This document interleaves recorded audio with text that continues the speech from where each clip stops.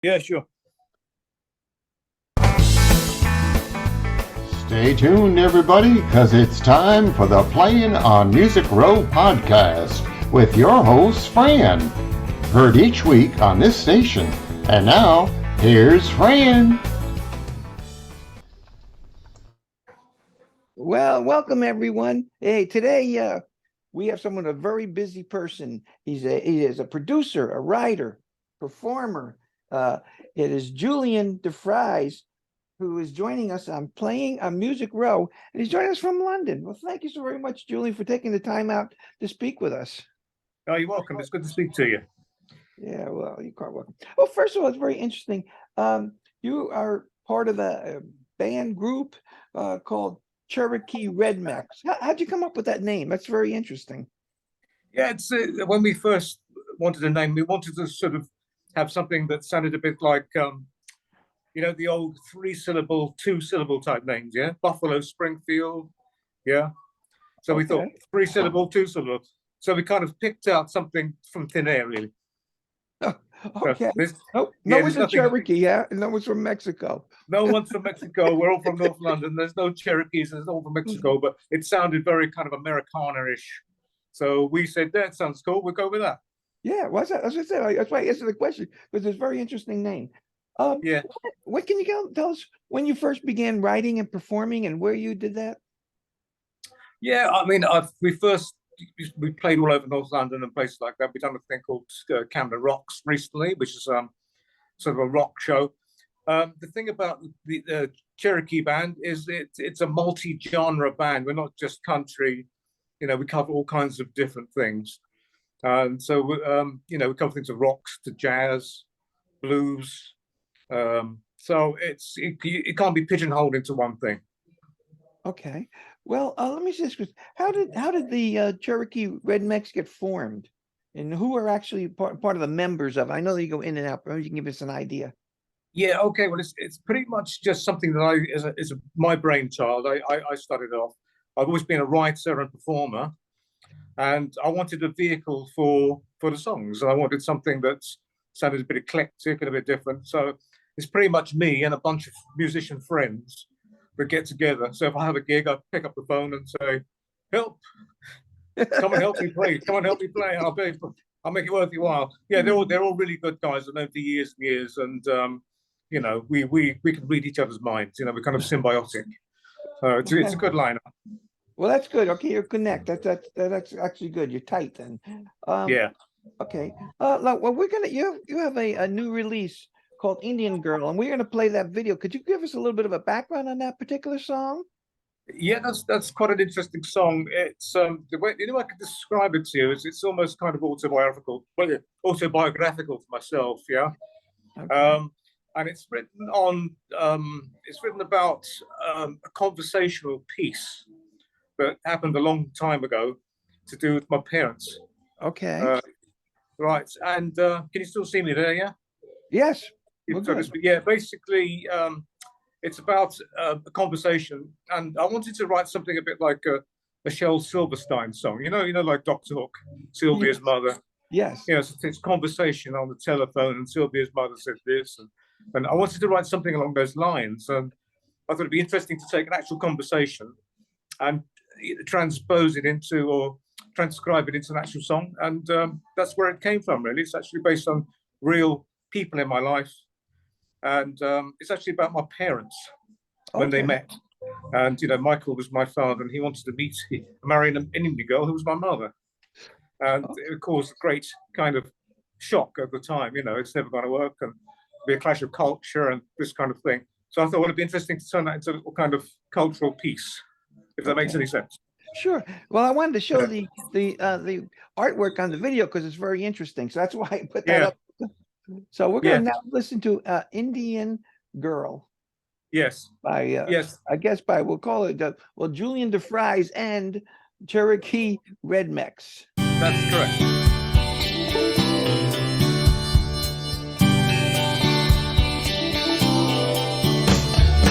Michael wants to marry an Indian girl, but of course it will never work. It would be a clash of culture.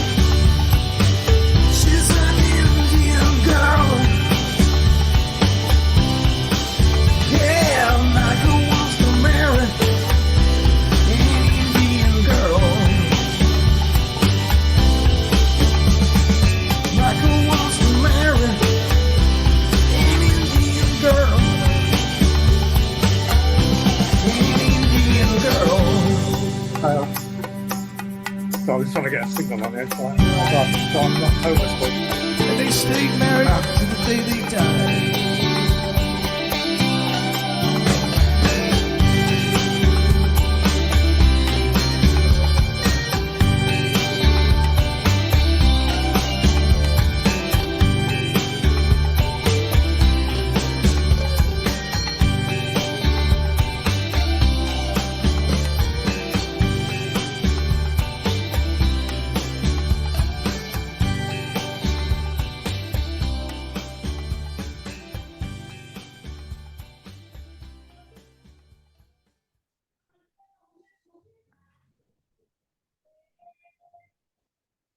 hello again. Wow, that's cool. You know, when I first heard that, right away, what Yeah. I thought about it was Dylan. Dylan. Right. Yeah. I'll take that as a big compliment then. Oh, that sounds so much like it. Yeah. I said, it's pretty Oh well. very cool. Yeah. You don't even Oh, think, love it. Sorry, say you that didn't, again. you didn't think so? It's if me. you- I do everything on there. Yeah. Yeah. The whole thing. That's all me. Very cool. Oh, glad you like it. Glad you like it. We'd love to come Yeah. to Nashville. We'd love to come to Nashville and play there. Yeah. Oh, yeah. Well, there's a lot of places here to play. Yeah. This is a question. I mean, that was kind of, you said was kind of biographical about your parents. How which other ways do you find song ideas? They just come out of thin air. I mean, you know, like most people that write songs, they say that sometimes you'll struggle for years and years to write something. Other times, something will land in your hand like a ripe apple, and you're lucky. You know, that one pretty much landed in my hand like a ripe apple. It doesn't always happen that way, but it's lovely when it does. Okay. Well, you mentioned Shel Silverstein was great. Yes. What other writers and artists have influenced you?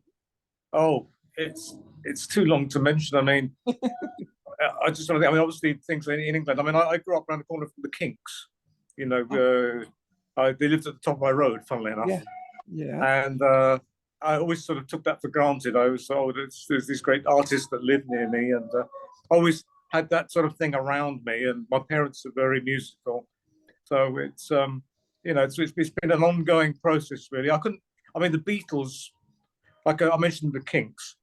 You know, the Kinks were kind of there, and the Beatles were sort of there in those days. So it's kind of, I'd say, obviously Lennon McCartney.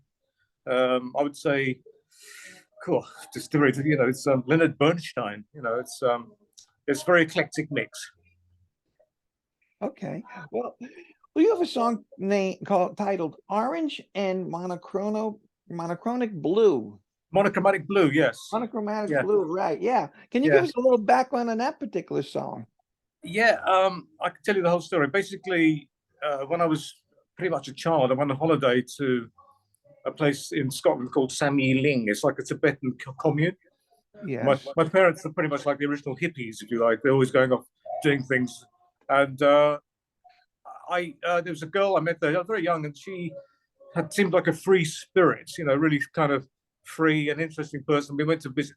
She's pretty much living in a kind of hut on nothing, really. It really kind of struck a chord with me about that era and how people seemed a lot freer, and it was a great era of songwriting as well. There was lots of, like I say, there was the sort of Laurel Canyon era of songwriting, and I wanted to hark back to a kind of sort of glorious time of, you know, songwriting and hippiedom and stuff like that.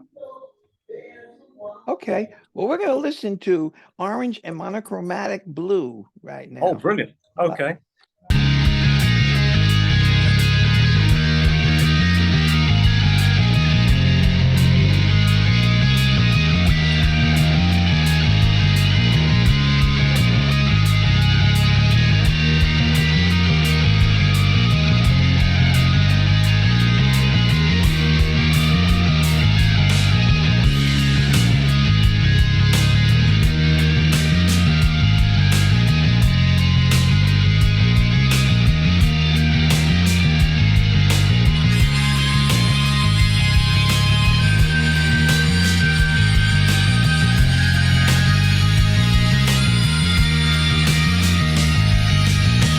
When life was right where you were, nothing else would occur. 70s were a time when dreams came true. 70s were orange and monochromatic blue. Remember the garden party by the strip? Well, the journey was more about the trip. Spent many an hour just staring at the sky, never daring to ask the question why. When I think about those days, lost in an orange Polaroid haze, $1,000,000 and a day trip to the zoo, in orange, in monochromatic blue.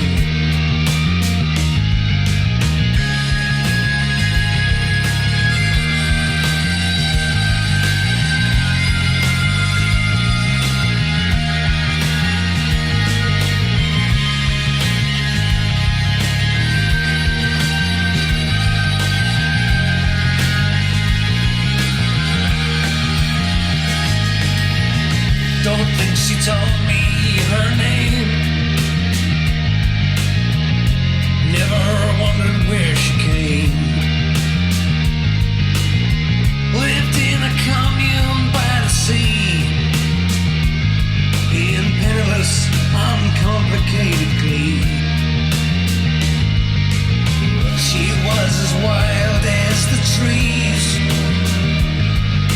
a child doing anything she pleased. Some sort of spiritual quest, neither a worshiper nor guest. Painting pictures in the air that only we knew were there. Hearing voices in the breeze, flutes and apples, birds and bees.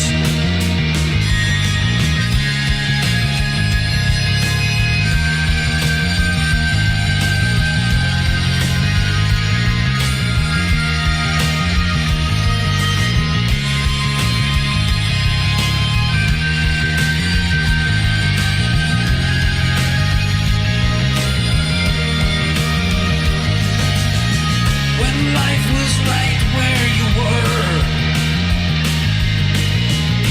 nothing else would occur.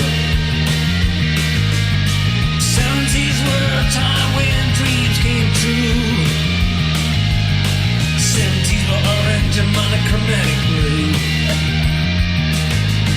70s were a time when dreams came true. 70s were orange and monochromatic blue.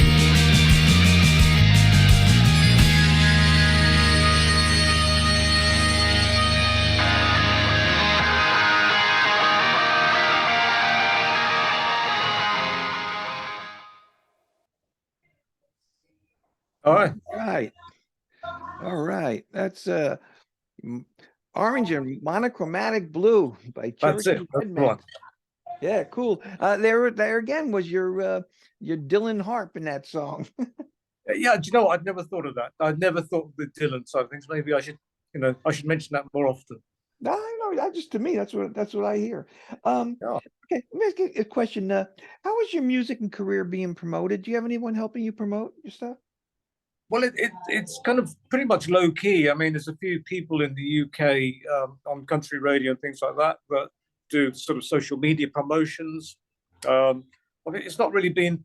I mean, the country music side of it's not really been pushed that much at all, really. So it's an area that we're kind of going back down and looking again. And like I said, we'd love to come to Nashville and play there at some point. Yeah, I think we'd be very welcome here. They would like Yeah. to see. Where have you performed, and what are your future performance plans? Well, it's at the moment it's kind of a state of flux. I mean, having that single, Indian Girl changed things quite a bit because it's put the music in a different genre and country music, and it's really that side of it. It's kind of taken a big upturn. I mean, before that, we'd be playing in small pubs and clubs and stuff like that, and So really, I need to broaden my scope for venues and look more at kind of like country festivals, blues, jazz, and go in that direction. So I'm sort of looking at that again now, thinking, right, I can probably do this differently, you know. Okay. Well, that sounds good. Well, how can our listening audience find out more about Cherokee RedMex and Julian DeFries? Maybe hear more of your music and purchase it and stuff. Yeah, of course. I mean, it's on the obvious places, Spotify. There's things on there. As incidentally, Indian Girl hasn't been released yet. I'm still about to do that. If anybody wants anything, I mean, get in touch. I mean, on the website, there's phone numbers, there's emails. If anybody thinks it would be great on vinyl, yeah, we'd love to hear that. Come and get in touch with suggestions, and we're all ears. Okay. Well, I've asked you a lot of questions. Is there anything that you would want to say, maybe that I haven't asked you? Is there anything you would want to say to the people listening? I can't think anything. I mean, I just really would love to come to Nashville and play some music there. And I don't really know anybody there, so it'd be great to have this contact, and hopefully we can hook up again. And when we get over there. Okay, well, great. Well, we want to thank you, Julian, for taking the time to speak with us. I know you're very, very busy, and I really appreciate that. And it's brilliant. It's been absolutely brilliant. Thank you so much. well, thank you for your time. You're